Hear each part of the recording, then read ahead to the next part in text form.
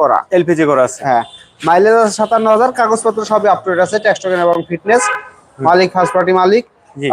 এটা সিএনজি করা, সিএনজি তে কনভার্ট করা, সিএনজি করা আছে। সিএনজি করা, একটা গাড়ি আপনার এখানে সিএনজি করা দেখেন, আর বাকি সবাই এলপিজি তেলের এলপিজি গাড়ি। আর তেলের গাড়ি, হ্যাঁ। আর এটা কত মডেল বলেন?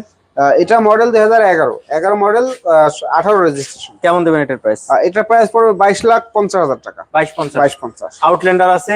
Outlander 11 model. 11 মডেল। 11 মডেল 23 এর রেজিস্ট্রেশন। এটা 11 মডেল 23 এর রেজিস্ট্রেশন, তেলের গাড়ি, 7 সিটার, এখানে বেবি সিট আছে।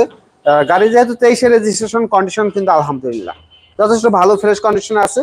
সো যাদের একটা এসইউভি প্রয়োজন একটু কম বাজেটের ভিতরে, আশা করি এটা কম বাজেটের ভিতরে পেয়ে যাবে, যেহেতু 11 মডেল 23 এর রেজিস্ট্রেশন গাড়ি। অলমোস্ট সিরিয়ালটাও 22 সিরিয়াল, রিসেন্টলি নিউ সিরিয়াল।